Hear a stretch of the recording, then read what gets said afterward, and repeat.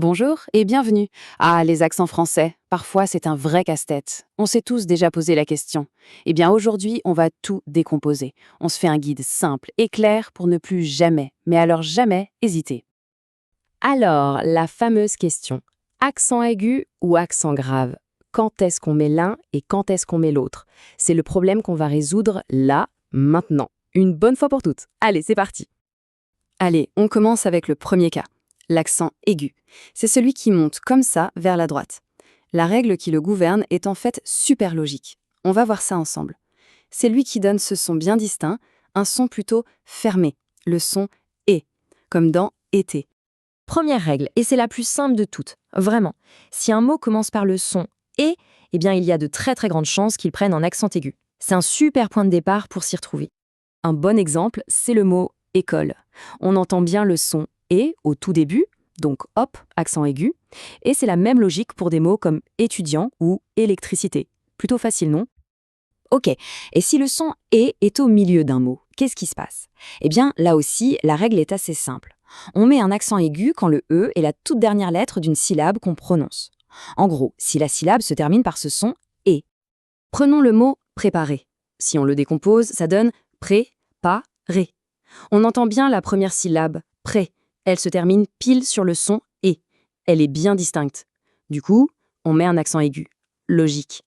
Et voici sans doute le cas le plus fréquent, celui qu'on croise tout le temps. Si un mot se termine par le son « et », il prend un accent aigu. Point. Ça marche aussi s'il y a un « e » muet juste après, un « e » qu'on ne prononce pas, comme c'est souvent le cas pour les participes passés. L'exemple parfait pour ça, c'est « café ». Le mot finit sur ce son « et », bien net, bien clair. Donc, accent aigu. C'est exactement la même chose pour « canapé » ou « marché ». On commence à voir se dessiner un schéma, non? Bon, on a vu l'accent aigu. Maintenant, passons à son cousin, l'accent grave, celui qui descend, qui penche vers la gauche. Attention, ces règles à lui sont un peu différentes. Tout est une question de ce qui vient après la lettre « e ». Alors, la règle principale pour l'accent grave, la voici.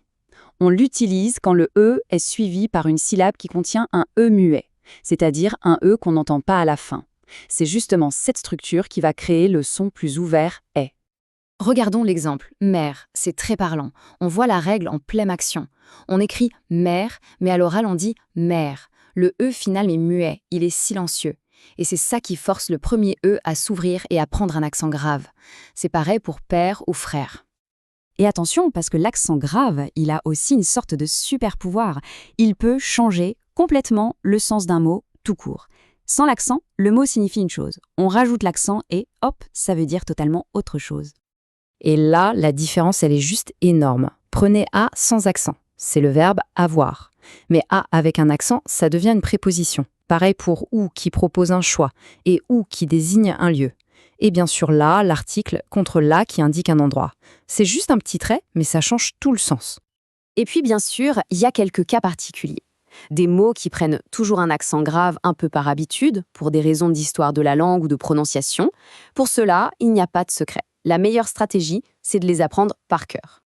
Voici la petite liste des suspects habituels, si on peut dire, des mots comme accès, décès, après, ou encore très et près. Eux, ils ont toujours un accent grave sur le E. C'est comme ça. Une fois qu'on les a bien en tête, l'erreur n'est plus possible. Bon, on a vu pas mal de choses, c'est le moment de récapituler tout ça avec un petit mémo rapide, une sorte d'anti-sèche des accents. Alors, pour résumer très simplement, l'accent aigu le « et », on le trouve au début d'un mot, au milieu si la syllabe se termine par ce son, ou tout à la fin. Pour l'accent grave, le « est », on le met surtout avant une syllabe avec un « e » muet, et aussi pour faire la différence entre des petits mots qui se ressemblent comme « ou » et « ou ». Donc au final, le point crucial à retenir, c'est ça. Les accents, ce n'est pas juste de la décoration. Non, non. C'est un guide indispensable. C'est ce qui indique comment prononcer un mot et parfois même ce que ce mot veut dire. C'est un peu la mélodie de la langue française en fait. Et voilà, avec ces quelques règles bien claires en tête, le choix entre et est devrait devenir beaucoup plus un réflexe qu'un casse-tête. La prochaine fois qu'on écrit, on aura les bons outils pour le faire avec bien plus de confiance.